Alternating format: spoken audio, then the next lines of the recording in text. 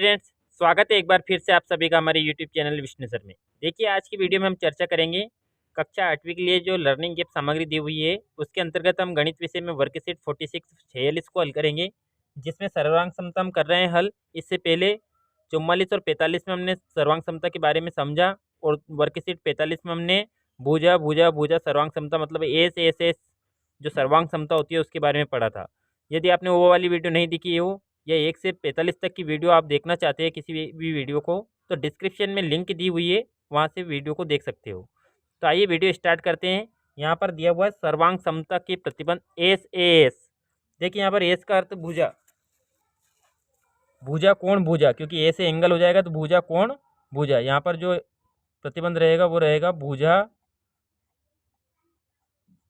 कोण और फिर भुजा।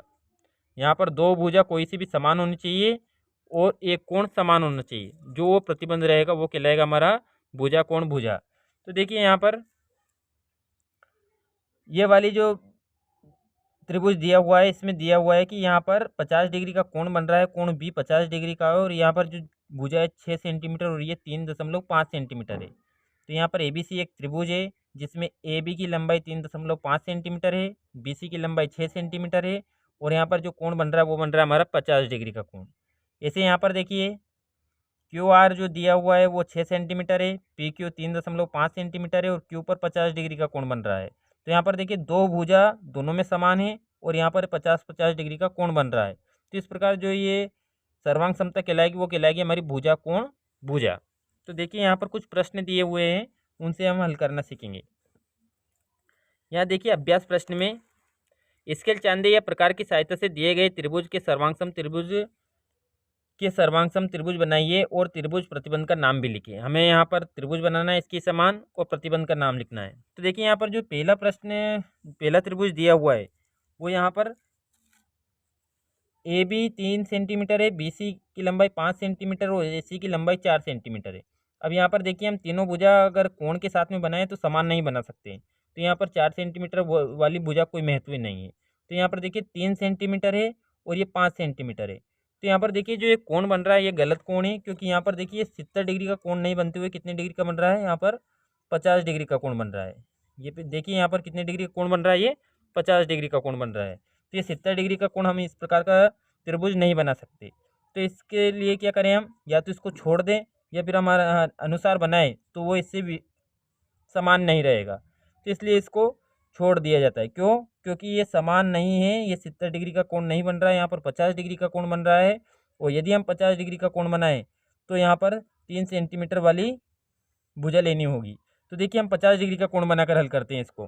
तो देखिए सबसे पहले क्या करेंगे, हम नीचे वाली भुजा हमारी 5 सेंटीमीटर की है तो हम यहाँ पर एक 5 सेंटीमीटर लंबाई का रेखाखंड खींचेंगे। तो यहाँ पर हम शून्य से लेकर कितने सेंटीमीटर का खींचना, हमें 5 सेंटीमीटर का। तो यहाँ शून्य और ये यहाँ पर 5 सेंटीमीटर है। तो यहाँ पर एक रेखाखंड खींचा हमने शून्य से 5 सेंटीमीटर का। अब देखिए यहाँ पर कितने डिग्री का कोण बन रहा है। यहाँ पर वैसे तो ये 70 दर्शाया गया है, लेकिन अभी हमने मापा कितने डिग्री का था, ये 50 डिग्री का। तो हम 50 डिग्री का एक कोण बनाएंगे। तो देखिए यहाँ पर 50 डिग्री का हम कोण बनाते हैं तो ये सिद्ध आता है ये वाला। तो कहीं पर भी हम एक बिंदु बना देंगे, जैसे यहाँ पर बना दिया हमने। अब देखिए हमें क्या लेना है, 3 सेंटीमीटर लंबा एक चाप लेना है। तो ये चाप किसकी सहायता से लेंगे, हम प्रकार की सहायता से। तो देखिए हम स्केल रखकर कितना फैलाएंगे प्रकार को, 3 सेंटीमीटर। तो यहाँ पर देखिए 3 सेंटीमीटर लंबाई का हम क्या ले रहे हैं, चाप काटेंगे। तो यहाँ पर 3 सेंटीमीटर लंबाई हमने इसको फैलाया और 3 सेंटीमीटर लंबाई का एक चाप काटेंगे। तो यहाँ पर देखिए एक बड़ा सा चाप काटेंगे हम।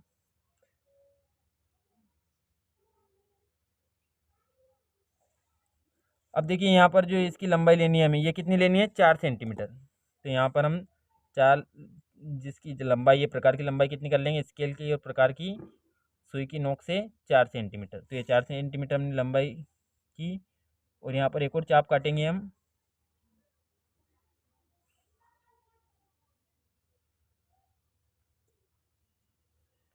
अब जहाँ पर हमारा चाप कट रहा है वहाँ पर एक बिंदु बनाएंगे और उस बिंदु से इन दोनों भुजाओं को मिलाएंगे।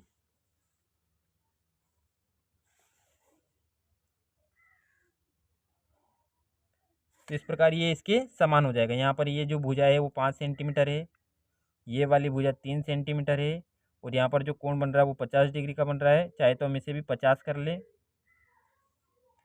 और यहाँ पर इसको नाम दे देते हैं हम PQR।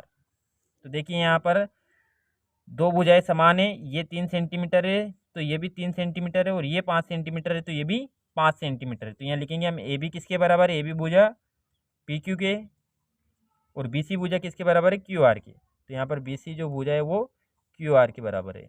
इस प्रकार दो भुजाएं बराबर होनी चाहिए, और यहाँ पर एंगल जो है कोण B का मान भी 50 डिग्री है और कोण Q का मान भी 50 डिग्री है। तो इस प्रकार हम कह सकते हैं SAS, यानी कि भुजा कोण भुजा सर्वांग समता प्रतिबंध है होगा।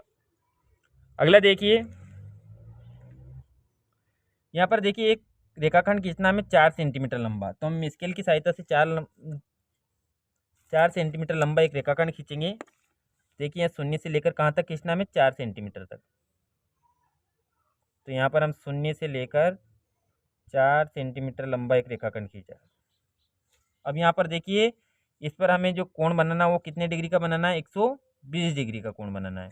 तो 120 डिग्री का हम कोण बनाएंगे, तो हम चांदे की सहायता से 120 डिग्री का कोण बनाएंगे इस पर। देखिए हमें नीचे दाईं ओर देखना है, तो यहाँ पर देखिए 120 का होगा, नीचे की ओर देखना, 0, 10, 20, 30 ऐसे 120। तो यहाँ पर देखिए एक बिंदु खींच देते हैं जिससे हम सीध मिलाकर कहीं पर भी हम एक बिंदु बना लेंगे। जैसे मान लीजिए ये 120 डिग्री का कोण बनता है यहाँ पर, तो यहाँ पर 120 डिग्री का कोण बनेगा, तो हम मान लेते हैं यहाँ पर एक बिंदु बना लेते हैं। अब हमें यहाँ पर 2 सेंटीमीटर का एक चाप खींचना है, क्योंकि ये 2 सेंटीमीटर है, तो जो हमारा प्रकार है उसको कितना फैलाएंगे हम, 2 सेंटीमीटर। तो यहाँ पर देखिए हम 2 सेंटीमीटर फैलाते हैं इसको। कितना फैलाना हमें, 2 सेंटीमीटर। तो यहाँ पर देखिए 2 सेंटीमीटर होगा, तो यहाँ पर एक चाप काट देंगे हम 2 सेंटीमीटर।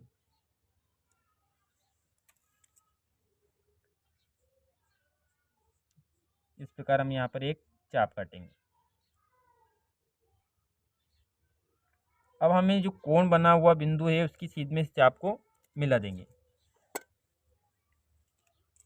यहाँ पर देखिए ये कोण बन रहा था, वहाँ तक हम इसको मिला देंगे, क्योंकि ये सीधे यहाँ पर इस प्रकार, और इस वाली भुजा को हम अनुमान से यहाँ तक का मिला देंगे।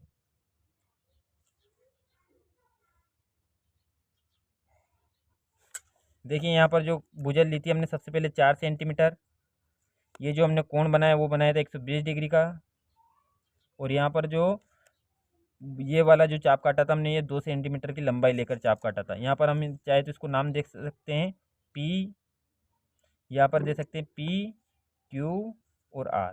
यहाँ पर देखिए कौन सी भुजा किसके बराबर है, तो XY किसके बराबर है, PQ के बराबर। XY जो भुजा है वो PQ के बराबर है, क्योंकि दोनों की लंबाई कितनी है, 2 सेंटीमीटर।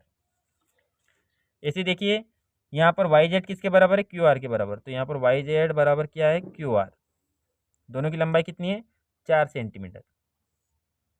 और जो कोण है, कोण Y का मान भी 120 डिग्री है, और कोण Q का मान भी 120 डिग्री है। तो इस प्रकार यहाँ पर दो भुजाएं और एक कोण समान है, इसलिए जो प्रतिबंध होगा वो हमारा कौन सा हो जाएगा, SAS। यहाँ पर जो सर्वांग समता होगी वो क्या हो जाएगी, SAS, यानी कि भुजा कोण और भुजा। आइए अगला जो प्रश्न दिया हुआ है, देखिए अगले प्रश्न में हमें क्या करना है, सबसे पहले 3 सेंटीमीटर का एक रेखाखंड खींचना है। तो यहाँ पर देखिए स्केल की सहायता से हम क्या करेंगे, 3 सेंटीमीटर लंबा एक रेखाखंड खींचेंगे। तो यहाँ पर देखिए 3 सेंटीमीटर लंबा एक रेखाखंड लेंगे, शून्य से हम 3 सेंटीमीटर लंबा एक रेखाखंड खींचते हैं। तो यहाँ शून्य है और यहाँ पर 3 सेंटीमीटर है, ये 3 सेंटीमीटर लंबा हमने एक रेखाखंड खींचा। अब इससे क्या करना है हमें, यहाँ इस वाले बिंदु से 30 डिग्री का कोण बनाना है। तो हम कोण की सहायता से 30 डिग्री का कोण बनाएंगे यहाँ पर। तो देखिए हमारे यहाँ पर जगह कम है, तो हम एक बिंदु बना लेंगे और इसी सीध में एक और नीचे बिंदु बना लेंगे। तो देखिए ये यहाँ पर 50 डिग्री का बन रहा है, 30 डिग्री का बनाना है हमें। तो 30 डिग्री का होगा, 0, 10, 20, 30 यहाँ पर। तो इसकी सीध में हम एक बिंदु बना लेंगे, ये वाला हम यहाँ पर एक बिंदु बनाते हैं। जैसे मान लीजिए यहाँ पर बना रहे हैं। अब यहाँ से क्या करना है, हमें इस बिंदु से 4 सेंटीमीटर का एक चाप खींचना है। कौन से बिंदु से? बिंदु बी से। तो बिंदु बी से हम 4 सेंटीमीटर का एक चाप खींचेंगे। इसके लिए हम प्रकार और इस जो पेंसिल है उसकी लंबाई कितनी कर लेंगे? 4 सेंटीमीटर। तो ये देखिए हमने 4 सेंटीमीटर लंबाई, 4 से लेकर 0 तक उसकी लंबाई की, इस प्रकार। अब देखिए यहाँ पर एक चाप काटेंगे हम इस बिंदु से,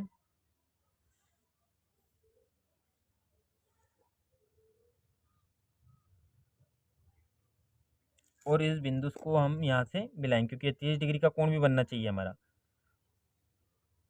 तो देखिए यहाँ पर इस बिंदु की सीध में हमने यहाँ पर एक 30 डिग्री का कोण खींचा और ये 4 सेंटीमीटर का चाप हो गया।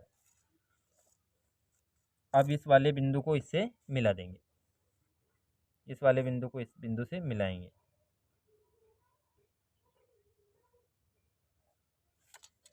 अब देखिए यहाँ पर जो नाम देंगे सबसे पहले, तो पी क्यू आर, इस त्रिभुज का नाम दे दिया हमने पी क्यू आर। अब यहाँ पर देखिए ये जो कोण बन रहा है ये कितने डिग्री का है? 30 डिग्री का कोण खींचा हमने। सबसे पहले कितने सेंटीमीटर का रेखाखंड खींचा था हमने? 3 सेंटीमीटर का। फिर प्रकार की सहायता से हमने चाप लिया था कितने सेंटीमीटर का? 4 सेंटीमीटर एक चाप खींचा था। 4 सेंटीमीटर लंबाई लेकर हमने एक चाप खींचा था। तो इस प्रकार देखिए दोनों त्रिभुज समान हो गए। कौन सी सर्वांग समता होगी यहाँ पर?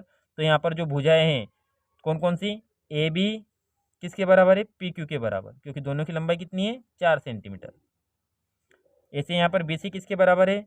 बी सी जो भुजा है वो है क्यू आर के बराबर, इनकी लंबाई है 3 सेंटीमीटर। ऐसे देखिए यहाँ पर जो कोण है, कोण बी और कोण क्यू दोनों बराबर है, दोनों 30 डिग्री के है।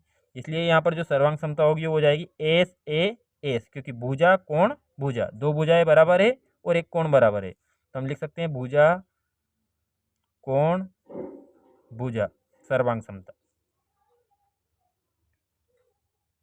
इस प्रकार देखिए आज की वीडियो में हमने सीखा सर्वांग समता की प्रतिबंध के अंतर्गत एस ए एस यानी कि भुजा कोण भुजा सर्वांग समता। तो यदि आपको इस वीडियो से कुछ सीखने को मिला हो, कुछ नया, तो आप चैनल को सब्सक्राइब कर लें। वीडियो अगर अच्छी लगी हो तो लाइक करें, जिससे हमारी वीडियो आप तक पहुंचती रहे। Thank you.